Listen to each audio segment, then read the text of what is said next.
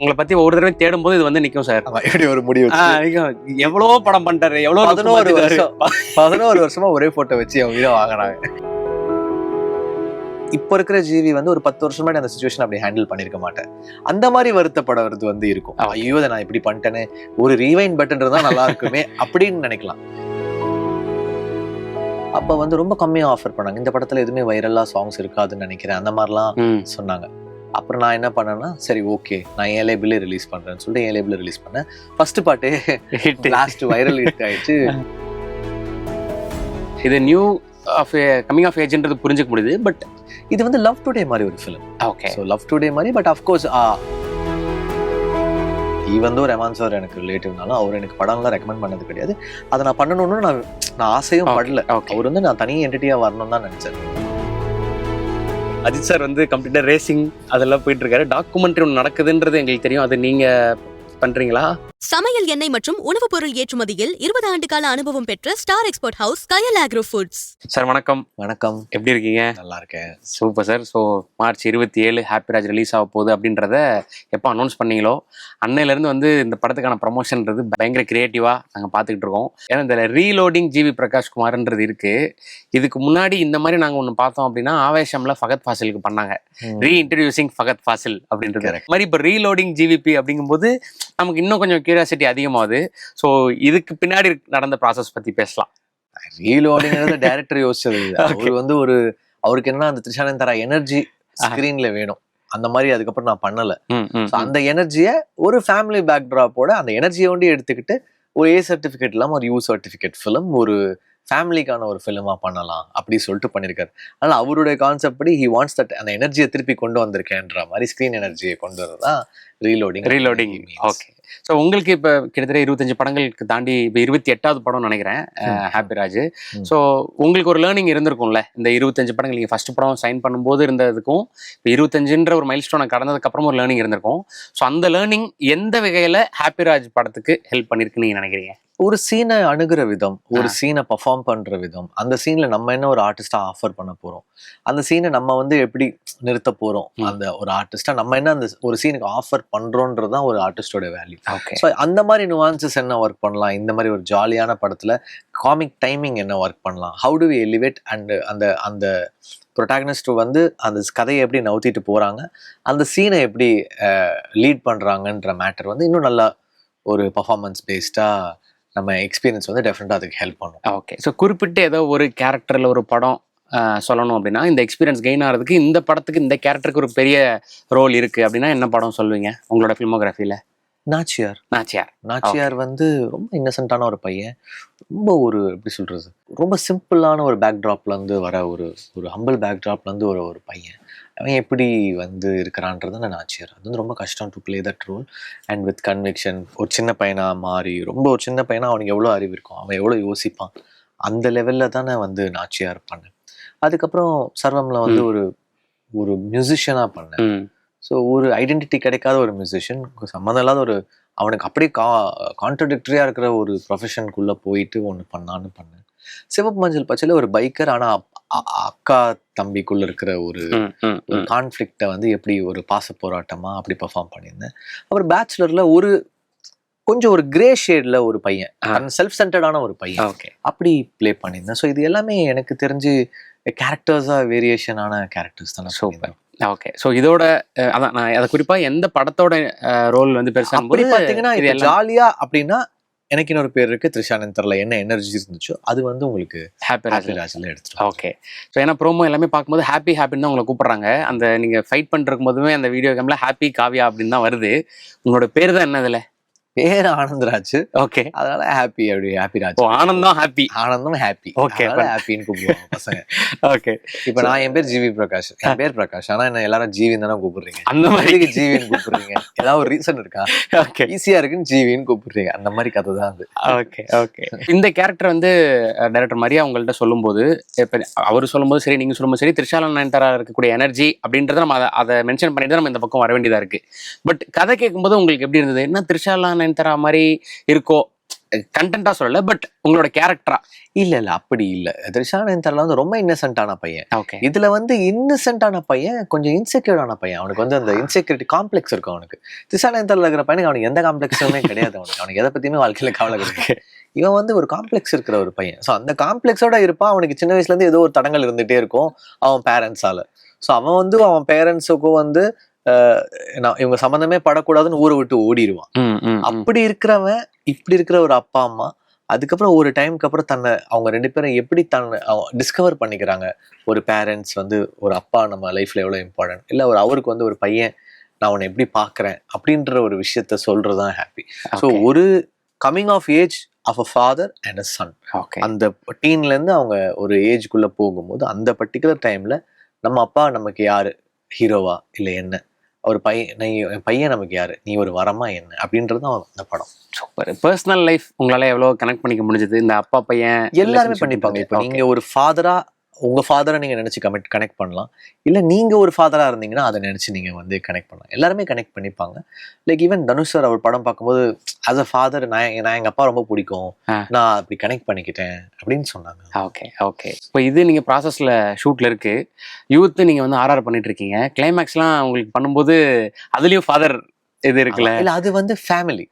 அதாவது நம்ம யாரை வேணா லவ் பண்ணிட்டு போலாம், பட் நமக்கு ஒரு பிரச்சனைன்னு வந்தா நம்ம ஃபேமிலி தான் நமக்காக நிப்பாங்கன்ற ஒரு கதை இது. அது கிடையாது. பட் ஃபாதர் எப்படின்னா இந்த கதை என்னன்னா, நம்ம ஒரு டீனேஜ்ல இருக்கும்போது நம்ம நம்ம நம்ம ஃபேமிலி நமக்கு வந்து வேணான்ற மாதிரி நினைப்போம். ஓகேவா? ஓகே. ஆனா அவங்க நமக்கு யாரு, நம்மளோட ஹீரோ யாருன்றதுதான் வந்து ஹாப்பினஸ். எது சிமிலரான ஒரு லைனா இருந்தாலுமே வேற படம் வேற கதை. இது இல்ல நான் ஒன்னா இருக்குன்னு சொல்ல வரல, பட் அந்த அப்பா பையன் ஃபேமிலி அதுக்குள்ளேயே நீங்க கொஞ்சம் டைம் டிராவல் பண்ணிருப்பீங்கல்ல, அதுக்காக பார்த்தா டெஃபினட்டா. ஏன்னா இந்த படத்தோட ஷூட்டிங் அப்பதான் நான் யூத்தோட சாங்ஸ் கம்போஸ் பண்ணி கொடுத்தேன். அவருக்கு பொள்ளாச்சிக்கெல்லாம் கென்ன கூப்பிட்டு அங்க போய் கம்போஸ் பண்ணி கொடுத்தேன். Okay okay. சோ அந்த ஒரு வேர்ல்டுக்குள்ள நீங்க இருக்கிற மாதிரி ஃபேமிலி பேக் டிராப் ஆன ஒரு 2 படங்கள் டெஃபினட்டா. ஓகே. இதுல குறிப்பா ஜார்ஜ் மரியன் சாரோட கேரக்டர் வந்து பயங்கரமா இருக்கு அப்படின்றது படம் பார்த்த நிறைய பேரோட சோஷியல் மீடியா ட்வீட்ஸ்ல பார்க்க முடிஞ்சது. ஸோ அப்பா பையன்னு நீங்க சொல்லிட்டீங்க. ஸோ சார் பத்தி பேசலாம். ஏன்னா சார் காஸ்ட் பண்றாங்கன்னா ஒரு இன்னசென்ட், அதே சமயத்துல நல்ல பெர்ஃபார்ம் பண்ணக்கூடிய கேரக்டர்ஸ் தான் அவர் காஸ்ட் பண்றாங்க. எல்லாருமே சொல்லுவாங்களே, இப்ப தனுஷரே சொன்னாரு இந்த படத்துக்காக இவங்க பிறந்திருக்காங்க அப்படின்ற மாதிரி சில படங்கள் இருக்கும். அந்த மாதிரி ஜார்ஜ் சாருக்கு ஹாப்பி ராஜ். சூப்பர். என்னை விட அவருக்கு தான் இந்த படத்துல வந்து he is the hero of the film. Okay. So அப்படி வந்து ஒரு நாடக பேக் ட்ராப்ல இருந்து கஷ்டப்பட்டு ஒரு ஆக்டர் வந்து இவ்வளவு தூரம் வந்ததுக்கு இது ஒரு பெரிய டெடிகேஷனா இருக்கும் ஜார்ஜ் சாருடைய படத்திலே. I am very very happy George சாருக்கு அந்த ரெக்கக்னிஷன் வந்து இந்த படத்துடைய அந்த ரோலும் இது கிடைக்க போறதும் நான் பார்த்து உண்மையாவே பெருமைப்படுவேன், சந்தோஷப்படுவேன். சூப்பர். ஓகே. இன்னொரு பக்கம் அபா சார் வந்து மின்னலேயோட வேர்ல்டுல இருந்து கூட்டிட்டு வந்திருக்கீங்க. அதே மாதிரி ராஜீவ் ஃப்ரம் அமெரிக்கா. ஆமா, அதான் சின்ன சின்ன டச், டைரக்டருடைய அந்த nostalgic touch. Abbas sir such a nice gentleman. ரொம்ப அவர் எப்படின்னா லைஃப்பை வந்து ரொம்ப என்ஜாய் பண்ணி இருக்கக்கூடிய ஒரு மனுஷன். ஸோ அவரை கூட எனக்கு வேலை செஞ்சதே ரொம்ப சந்தோஷமா இருந்துச்சு. அவர் கூட ஸ்பெண்ட் பண்ண டைமு, அவர் ஃபுட்டை பற்றி பேசுறது, அவர் லைஃப் பற்றி பேசுறது ஒரு பெரிய அண்டர்ஸ்டாண்டிங்காக இருந்துச்சு. இந்த படம் யாருக்கு ரீலோடிங்கோ இல்லையோ அப்பாஸ் சாருக்கு ரீலோடிங் மட்டும் நான் நினைக்கிறேன். சூப்பர். ஏன்னா இப்போ அப்பாஸ் சார் வந்து இப்போ சமீபத்தில் நிறைய படங்கள் நிறைய வருஷம் படம் பண்ணலன்னா கூட அவருக்கு அந்த சினிமா மேலே பேஷன் நான் ஃபீல் பண்ணேன். அவர் அத்தனை வருஷம் சினிமாவில் பண்ணாமல் இருந்தபோது அவருக்கே உள்ள ஒரு எதையோ மிஸ் பண்ணிட்டோம் அப்படின்னு சொன்னாரு. அந்த ஃபீல் ஒரு ஆக்டர் சொல்லும்போது I felt I can feel for him. So அவர் வந்து சினிமாக்காக இருக்கிற ஒரு பர்சன். அவர் கண்டிப்பா he should be back and high. So Gouri Priya பற்றி பேசணும். பொதுவாக நீங்கள் உங்களோட படம் அப்படின்னா உங்களுக்கு என்ன ஸ்பேஸ் இருக்கோ அதே ஸ்பேஸ் தான் ஃபீமேல் லீட்ஸ் எல்லாருக்குமே. ஆனந்திலேருந்து ஆரம்பிக்கலாம், இதுலேருந்து த்ரிஷா நயனத்துலேருந்து எல்லா படங்கள்லையுமே அது வந்து இருந்துகிட்டே தான் இருக்கும். நீங்கள் பேச்சுலருமே திவ்யா பார்த்திக்கு ஒரு பெரிய இது இருக்கும். சிவப்பு மஞ்சள் பச்சையில் அக்காவாக இருந்தாலும் லிஜோ அவங்களுக்கு வந்து பயங்கர ஸ்பேஸ் இருக்கும். ஸோ இந்த மாதிரி இருந்துகிட்டே இருக்குது. ஸோ அந்த வகையில் இந்த படத்துலேயும் அப்படியான ஸ்பேஸ் வந்து இருக்குன்றது புரிஞ்சுக்க முடிஞ்சுது. ஸோ கௌரி அவங்கள பற்றியும் அவங்கள காஸ்ட் பண்ணதை பற்றி. கௌரி எப்படின்னா பயங்கர ஒரு டேலண்டடான ஆக்டர், ரொம்ப கான்ஃபிடென்ட். அவங்க பயங்கர கான்ஃபிடென்ட்டாக தன்னை கேரி பண்ணிப்பாங்க. அவங்களை எப்போயும் நான் மீட் பண்ணுறது பார்த்தா அவார்ட் ஃபங்க்ஷனில் தான் மீட் பண்ணுவேன். ஓகே. ஃபிலிம் ஃபேர் போனால் அவங்க ஒரு அவார்டு வாங்க, பெஸ்ட் அப்கமிங் ஆக்டர், நான் பெஸ்ட் மியூசிக் டைரக்டர் வாங்க. அங்கே விகடனில் அன்னைக்கு வந்தபோது பார்த்தீங்கன்னா எனக்கு ஒரு அவார்டு கிடைச்சது. அவங்க அந்த மாதிரி அவார்டு வாங்கிட்டே இருப்பாங்க. அவங்களுடைய கான்ஃபிடன்ஸ் அண்ட் அவங்களோட பெர்ஃபார்மன்ஸ். நல்ல ஆர்டிஸ்ட் அவங்க. She is here to rule. டெஃபினட்டா she is going to do make it really big. இன்னொன்று நம்ம அவங்க மேக்ஸிமம் கதை ரொம்ப செலக்ட் பண்ணி தான் பண்றாங்க. And what ever she is done எல்லாமே மேக்ஸிமம் ஹிட் படங்கள் தான் பண்ணியிருக்காங்க. ஸோ நல்ல சாம், லக்கி சாம் கூட அவங்க. Okay, super. ஸோ இது போக சப்போர்ட்டிங் காஸ்டா வந்து நம்ம சோஃபா தம்பி வேற இருக்காரு. அவர் ப்ரொமோஷன்ல வந்து பயங்கர டிமாண்டா இருக்கு அவருக்கு. பிளஸ் அதிர்ச்சி இருக்காப்ல. ஆமா, ஸோ இந்த காம்பினேஷனாவே உங்களோட சேரும்போது ஃப்ரெஷ்ஷா இருக்கு. மதுரமுத்து அவர் சூப்பரான கேரக்டர். அது வந்து எப்படின்னா, எப்படி சொல்றது, இந்த விடிவி கணேஷ் மாதிரி அவர் வந்து லைஃப் லெசன்ஸ் சொல்லிட்டு இருப்பாரு. இப்படி இருக்கணும் அப்படி இருக்கணும்னு ஒரு நல்ல ஒரு கேரக்டர் மதுரைமுத்தும் சரி. சோஃபா தம்பி வந்து பொள்ளாச்சியில இருப்பாரு. பொள்ளாச்சி எபிசோட் கிராமத்துல இருப்பாரு. அதிர்ச்சியுமே கிராமத்துல இருப்பாரு. ஸோ இந்த மாதிரி ஒரு கேரக்டர்ஸுமே ரொம்ப யூனிக்கா சூஸ், கேஸ்டிங் ரொம்ப இன்ட்ரெஸ்டிங்கா பண்ணியிருக்காரு மரியா. அவரு பிரதீப் ரோட்ட ஒர்க் பண்ணிட்டு இங்க வந்திருக்காரு அப்படிங்கும்போது, ஸோ படமா பார்க்கும்போதும் அந்த ஒரு ஹை எனர்ஜி அப்படின்றது வந்து பயங்கரமா டிராவல் ஆகுது. என்ன ஹை எனர்ஜி இருந்தாலும் இமோஷன்ல ரொம்ப ஸ்ட்ராங்கா இருக்குது. ஸோ அது வந்து பிரதீப் கிட்ட நல்லா கத்துருக்காங்க. அதாவது ஒரு படத்துக்கு வெறும் காமெடின்றதை தாண்டி there should be some emotion, ஒரு ஸ்ட்ராங்கான ஒரு வேல்யூ இருக்கணும், எமோஷனல் வேல்யூ இருக்கணும்ன்றதை வந்து நல்லா கத்துருக்காரு அவருடைய குரு கிட்ட இருந்து. சூப்பர். நீங்க ஒரு படம் ஷூட்ல இருக்கும்போது உங்க மைண்ட் ஃபுல்லா அந்த கேரக்டர், அந்த கதை அப்படி இருந்திருக்கும். இப்போ நீங்க வேற ஒரு படத்துக்கு மியூசிக் பண்றீங்க அப்படின்னா அது வேற ஒரு ஜோன்ல இருக்கும். அது எப்படி ஸ்விட்ச் பண்றீங்கன்றது மந்த்லி 10 days தான் ஷூட் பண்றேன். மிச்சம் 20 days, ஆமா 10 days தான் ஷூட் பண்ணுவேன். மிச்சம் 20 days வந்து என்னுடைய மியூசிக் ஒர்க் முடிப்பேன். ஸோ ஸ்பிளிட் பண்ணி தான் பண்றேன். அப்போ தொடர்ந்து 20 days 25 daysலாம் படங்கள் ஷூட் பண்ண மாட்டேன். ஏன்னா எனக்குமே டயரிங் ஆயிடும். ஓகே, அதனால 10 days 15 days மேக்ஸ். ஓகே, ஒரு மாசத்தை ரெண்டா பிரிச்சு. ஆமா, அதுக்கு நடுவில் மியூசிக் ஒர்க் ப்ராப்பரா பண்ணிடுவேன். ஓகே. அண்ட் மியூசிக் ஒர்க் எல்லாமே பிளாஸ்ட் தான். நீங்க பாத்தீங்கன்னா யூத்லயே வந்து சாங் வந்து எவ்வளவு பெரிய ஓப்பனிங் படத்துக்கு கொண்டு வந்ததுன்றது எல்லாருக்குமே தெரியும். ஸோ அது வந்து டெஃபினட்டா அது வந்துடும் ஆட்டோமேட்டிக்கா. ஆனா நீங்க 2 பேரும் சேர்ந்து ஒரு படம் பண்ணா நல்லா இருக்குன்ற மாதிரி ஸ்டேஜ்ல வெற்றி சார் சொன்னாரு. அது நீங்க கென் கிட்ட தான் சொல்லணும். இதெல்லாம் கேமியோ பண்ணிடுறேன் ஒரு 10 நிமிஷம். அடுத்த படம் கென் இது வந்து ஒரு 10 நிமிஷம் கேமியோ செகண்ட் ஹாஃப்ல பண்ணிடுறேன். ஒரு பிளாஸ்டா பண்ணணும். ஆனா யூத் ஆல்பமே ஹிட். குறிப்பா இந்த முட்டைக்கலைக்கு வந்து நீங்க இந்த தியேட்டர் போய் விசிட் பண்ணும்போது ஹோல் தியேட்டர் ஆடுறாங்க. முட்டைக்கலைக்கு, ஆசைப்புள்ள, ஜில்பான்சோ எல்லா பாட்டுமே ஹிட். இதுக்கப்புறம் எல்லாமே ரைஸ் அப் தான். இப்போதைக்கு முட்டைக்கலைக்கு, ஆசைப்புள்ள வெளில தெரியுது. இதுக்கப்புறம் எல்லா பாட்டுமே பிளாஸ்ட் ஆயிடும். நைஸ். ஏன்னா இந்த மாதிரி ஒரு தியேட்டரே அதுக்கு ரெஸ்பாண்ட் பண்றதுன்றது என்னோட ஓன் ஆடியோ லேபிள். ஆக்சுவலி நாங்க ஒரு ஆடியோ லேபிளுக்கு வந்து ஃபர்ஸ்ட் அந்த சாங்கை காமிக்கும் போது டெபியூட்டன் ஹீரோன்றதுனால ரொம்ப கம்மியா பிரைஸ் ஆஃபர் பண்ணாங்க. நீங்க நான் இருந்தும் ஒரு சின்ன பையன் ஹீரோன்றதுனால. ஓகே. இப்ப ஸ்டார்ஸோட பண்ணும்போது ரொம்ப டபுள் பிரைஸ் போகும். பட் அதை வந்து ரொம்ப அந்த ப்ராஜெக்டை ரொம்ப கம்மியா பார்த்தாங்க. அப்ப வந்து ரொம்ப கம்மியா ஆஃபர் பண்ணாங்க. இந்த படத்துல எதுவுமே வைரலா சாங்ஸ் இருக்காதுன்னு நினைக்கிறேன், அந்த மாதிரிலாம் சொன்னாங்க. அப்புறம் நான் என்ன பண்ணேன்னா, சரி ஓகே நான் என் லேபிளே ரிலீஸ் பண்றேன்னு சொல்லிட்டு என் லேபிள ரிலீஸ் பண்ணேன். ஃபர்ஸ்ட் பாட்டு லாஸ்ட் வைரல் ஹிட் ஆயிடுச்சு. இப்போ ஆல்மோஸ்ட் 60 மில்லியன் போயிடுச்சு. எப்படியும் 200 மில்லியன் தொட்டுரும். ஸோ அண்டர் ரேட் பண்ணிட்டாங்க அந்த படத்தையும் அந்த ஆல்பத்தையும். ஸோ அது வந்து நாங்க ஓன் லேபிள்லே பண்ணி யாருக்கிட்ட எந்த லேபிள் வந்து வேணான்னு சொன்னாங்களோ அந்த ஒன் ஆஃப் த லேபிள்ஸ் வந்து அவங்க ஆஃபர் பண்ணது 5 மடங்கு பிரைஸ் இப்ப எடுத்துக்கிறோம் அப்படின்னாங்க. நாங்க கொடுக்க மாட்டோம்னு சொல்லிட்டு. ஆஹா, என்ன சொன்னாப்ல இந்த கான்வர்சேஷன் எல்லாம் எதுவே சொல்ல மாட்டோம். அண்ணா நீங்க சொல்றதானே அப்படின்னு. இல்லடா நம்ம கேட்டும் போது அவங்க வாங்கலடா, நம்மளே வச்சுப்போம்டா அப்படின்னு சொல்லிட்டு வச்சுக்கிட்டோம். சூப்பர். எனக்கு என்னன்னா, இப்ப சுராஜ் சாரை யூத்காக இன்டர்வியூ பண்ணும்போது அவர் கிட்டத்தட்ட ஒரு 300 ஃபிலிம்ஸ் பண்ணிட்டாரு. அதுல யங்கஸ்ட் டைரக்டர் வந்து கென் தான்றது கான்வர்சேஷன் போச்சு. ஸோ நீங்க ஒர்க் பண்ணதுலயுமே வந்து யங்கஸ்ட் டைரக்டர் வந்து கென்னா தான் இருக்கும் அப்படின்றத நினைக்கிறேன். I think so. ஒரு 24 அவருக்கு. ஆமா, ஐ திங்க் ஸோ. ஸோ ஒரு பக்கம் ரொம்ப சீனியர் மோஸ்ட் டைரக்டர் அப்போ யங்கா தான் இருந்தா அப்படின்னா ராஜாராணி பண்ணும்போது ஆல்மோஸ்ட் சிமிலர் ஏஜ் தான். ஓகே. ஸோ அந்த நீங்க சொல்ற மாதிரி அந்த ஒரு வேவ் லென்த் தான் இல்லையா? ஒரு சீனியரோட ஒர்க் பண்ணும்போது, இப்போ நீங்க வெற்றி சாரோட ஒர்க் பண்ணும்போது சரி, இல்லை சுதா மேமோட ஒர்க் பண்ணும்போது, இப்போ ரஞ்சித் சாரோட நீங்க தங்கலான்னு ஒர்க் பண்ணும்போது எனக்கு என்னன்னா, நான் முதல் படத்துல இருந்தே நான் எப்பவுமே நியூ காம்பினேஷன் எனக்கு ரொம்ப பிடிக்கும். ஓகே. நான் பொல்லாதவன் பண்ணும்போது வெற்றி ஃபர்ஸ்ட் டைம். நான் வந்து 3வது படம் பண்ண ஒரு மியூசிக் டைரக்டர். ஸோ அந்த மாதிரி எல்லாரும் ஒன்னா வந்தோம். அந்த மாதிரி புஷ்கர் காயத்ரி படம் அவங்க ஃபர்ஸ்ட் டைம், ஆட்லி படம் ஃபர்ஸ்ட் டைம், காக்கா மோட்டை மணிகண்டன் அவருக்கு ஃபர்ஸ்ட் படம். அந்த மாதிரி நிறைய பேருக்கு நான் ஃபர்ஸ்ட் படம். ஆதிக்கோட த்ரிஷானந்தரா அவனுக்கு ஃபர்ஸ்ட் படம், சாமுக்கு டார்லிங் ஃபர்ஸ்ட் படம். அது மாதிரி நிறைய ஹிட் டைரக்டர்ஸ் வந்து என் கூட வந்து ஃபார்ம் ஆயிருக்காங்க. அந்த லிஸ்ட்ல ஓகே ஒரு சின்ன பசங்களா பண்ணுவோம், ஜாலியா சின்ன பசங்களோட படம் பண்ணுவோம்னு சொல்லிட்டு தான் புது காம்பினேஷன்ஸ் ட்ரை பண்ணுவோம். அப்பதான் என்னுடைய மியூசிக்குமே அது ஒரு புதுசா தெரியும். Correct. So I always like working with. இப்போ பாருங்க மரியான்ற புது டைரக்டரோட ஒர்க் பண்ணியிருக்கேன். ஹாப்பிராஜ் புது டைரக்டர், புது ப்ரொடியூசர்.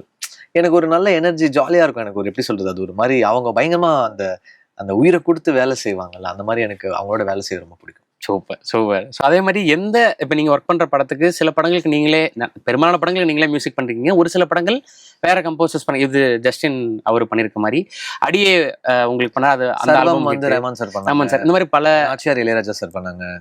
அந்த அந்த கால் எடுக்கிறது இருக்குல்ல, டைரக்டர் கால். ஓகே நான் அதுக்குள்ள போகவே மாட்டேன். ஓகே, அது அவங்க இஷ்டம், அவங்க என்ன விருப்பப்படுறாங்களோ அதுதான், அவங்க கதைக்கு என்ன தேவை அதுதான். ஓகே. ஸோ அதுக்குள்ள போயிட்டு அதை டிஸ்டர்ப் பண்ணிட்டு அதெல்லாம் நான் பண்ணவே மாட்டேன்.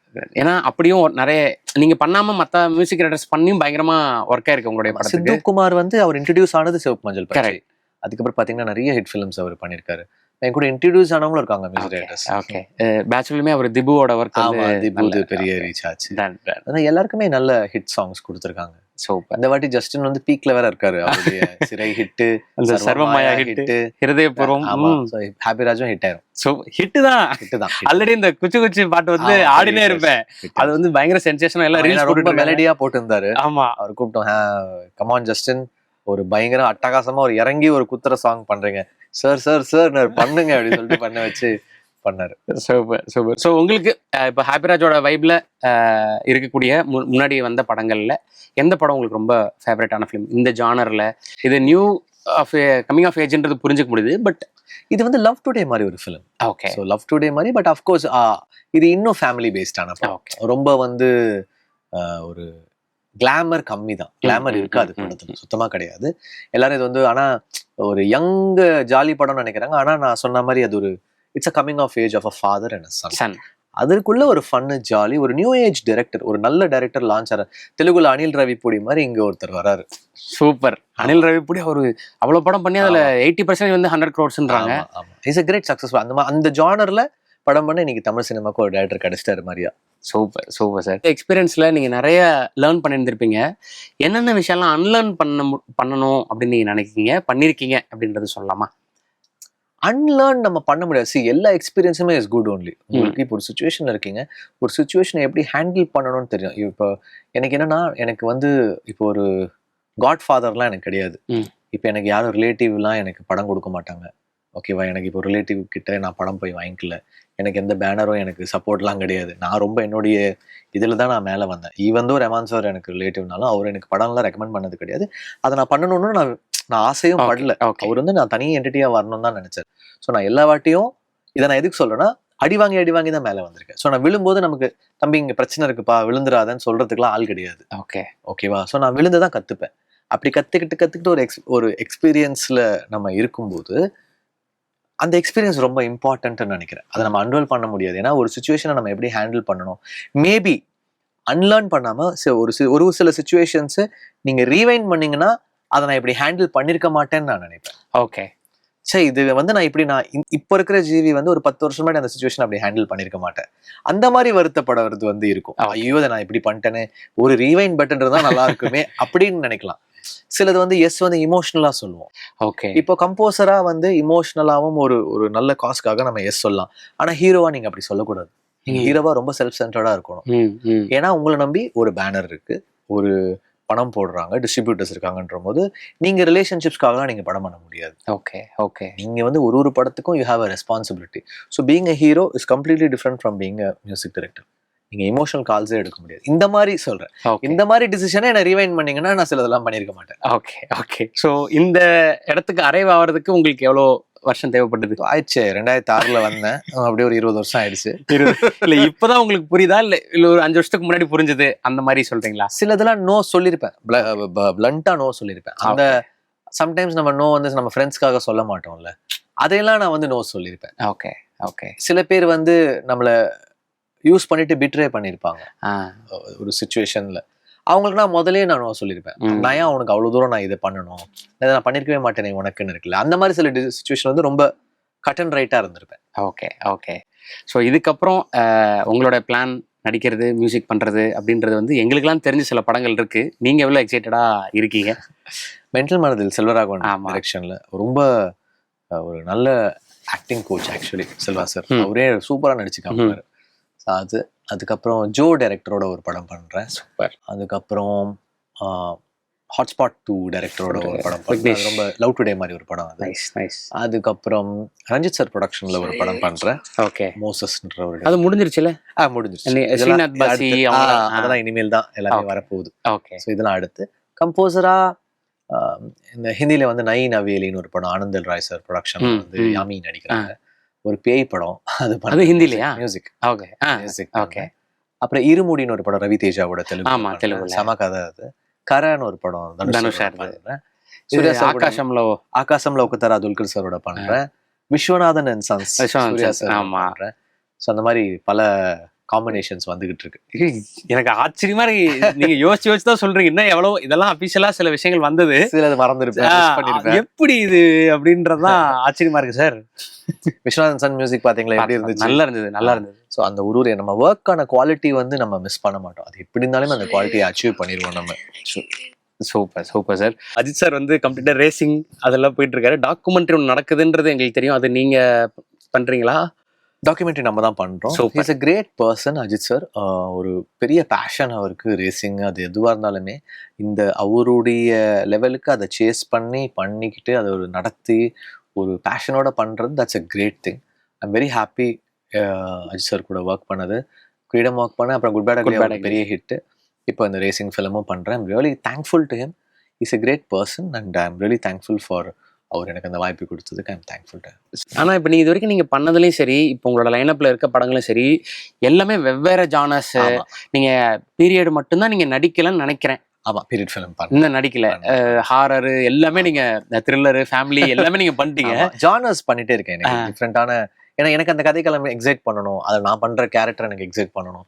இல்லைன்னா நம்ம பண்ணி எனக்கே எக்ஸைட் பண்ணா எப்படி ஆடியன்ஸ் எக்ஸைட் பண்ணும். I want to be doing scripts which excite me a lot. உங்களுக்கு ஏதாவது இப்படி ஒரு படம் பண்ணணும்னு இருக்கா? ஏன்னா இவ்வளவு எக்ஸ்பெக்ட் பண்ணதுக்கு அப்புறமும். இல்ல, நான் ரொம்ப ஓப்பனா தான் இருக்கேன். நம்ம இப்படி வேணும் அப்படி வேணும்னு நினைச்சோம்னா அது வேலைக்கு ஆகாது. இல்ல, சிலருக்கு இருக்கும்ல, ஒரு பீரியட் படம் பண்ணணும், இல்ல ஒரு பயோபிக் பண்ணணும், அந்த மாதிரி. எனக்கு அப்படி கிடையாது. நான் பண்ணாததை பண்ணும். லைக் நான் இப்போ இதை பண்ணிட்டேன்னா இதுல இருந்து வேற ஒண்ணு, I am open for a new experience. எனக்கு புதுசா ஒண்ணு பண்ணணும். அது ஒரு வர்ச்சுவல் ஃபிலிமா கூட இருக்கலாம், என்ன வேணா இருக்கலாம். ஸோ அந்த மாதிரி எனக்கு பண்ணணும்னு ஆசை. டிஃப்ரெண்டா சம் நியூ ஜானர்ஸ். மியூசிக்லயுமே எனக்கு அது இருக்கு. நான் பண்ணாத ஜானர் ஏதாவது வந்துச்சுன்னா நான் ரொம்ப எக்ஸைட் ஆயிடுறேன். Super super. ஸோ ஒவ்வொரு படம் முடிஞ்சதுக்கு அப்புறம் ரிசல்ட் உங்களை எந்த அளவுக்கு இன்ஃப்ளூயன்ஸ் பண்ணும் அப்படின்னு, ஏன்னா நிறைய படங்கள் நினைச்ச விட டெஃபினட்டா வெற்றி தோல்வின்றது நம்ம கையில கிடையாது. ஸோ நான் அடிக்கடி எல்லா இன்டர்வியூலும் சொல்றதுதான், I try, I fail, I learn, I try again, I win, I might fail, I might win. Nice, super. ஒரே ஒரு கோரிக்கையை மட்டும் உங்கள்கிட்ட இன்டர்வியூ முடிச்சுட்டு சொல்லணும்னு நினைச்சேன். உங்களை விக்கிபீடியா பேஜ்ல அந்த போட்டோ மட்டும் எப்படியாவது மாற்ற சொல்லிடுங்க சார். மாத்திட்டீங்களா? பாருங்க, காலையில பார்த்தேன் இல்ல, இப்ப பாருங்க. நான் இருங்க, என்னை மாதிரி யாரும் யோசிச்சிருக்காங்களே. நான் தான் யோசிச்சேன். நீங்க இருங்க, காஃபி குடிக்கிற மாதிரி ஒரு போட்டோ இருக்குமே சார். காலையில பார்த்தனே ஒரு 2-3 hours பிஃபோர். ஆமா, கொம்பன் டைம்ல இருந்த போட்டோ போட்டு. ஆமாங்க, திருப்பி மாத்தி வச்சிருக்கானுங்க. இருங்க பாக்க. ஆமாங்க, மாத்திட்டானுங்க. பாத்தீங்களா சார்? அப்படி இருக்கதா உங்களுக்கு பிடிக்குதா போட்டோ வைக்கிறீங்க? தயவு செஞ்சு மாத்துங்கடா. 2015ல போட்டோடா. தயவு செஞ்சு மாத்துங்கடா. உங்களை பத்தி ஒவ்வொரு தடவை தேடும் போது இது வந்து நிக்கும் சார். எப்படி ஒரு முடிவு? எவ்வளவு படம் பண்ணிட்டாரு, எவ்வளவு 11 வருஷமா ஒரே போட்டோ வச்சு அவங்க வீட வாங்குறாங்க. மாத்தி தொலைங்கடா photo. Super sir, thank you so much for your time. கிட்டத்தட்ட 25 படங்களுக்கு மேல நீங்க 25 படங்களுக்கு மேல நீங்க வந்து பண்ணி இப்போ அடுத்தடுத்த லைனப்ஸ்ன்றது பயங்கர ஸ்ட்ராங்கா இருக்கு. மியூசிக் எல்லாம் 100 அப்படின்றது ஒரு மிகப்பெரிய நம்பர். அதை தாண்டி அக்ராஸ் த லாங்குவேஜ் நீங்க ஒர்க் பண்ணிட்டு இருக்கீங்க. Keep entertaining, keep inspiring. Thank you. 20 ஆண்டுகளாக உலக நாடுகளுக்கு உயர்தர சமையல் எண்ணெய் மற்றும் உணவுப் பொருட்கள் ஏற்றுமதியில் இந்திய அரசின் ஸ்டார் எக்ஸ்போர்ட் ஹவுஸ் அங்கீகாரம் பெற்ற கயல் ஆக்ரோ ஃபுட்ஸ்.